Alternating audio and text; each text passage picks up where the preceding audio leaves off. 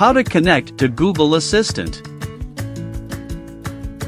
Make sure you have logged in Surplife account and added some smart devices. Please rename them so that Google Voice can correctly identify your devices. Make sure the device is cloud online. Long press the device icon, enter device information. Check if the cloud is online. Open Google Home app. Click plus to set up device. Then click Work with Google. Search Surplife.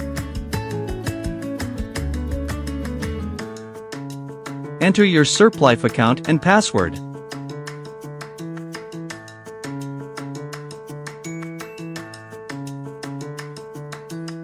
Click Settings to add your device to a home. After the binding is successful, all device will display on the Google Home homepage, and you can use Google Home for voice control. Hey, Google. Set the bedroom light to 50%. Okay, setting the bedroom light to 50%. Hey, Google. Turn the bedroom light to purple. Okay, turning the bedroom light to purple.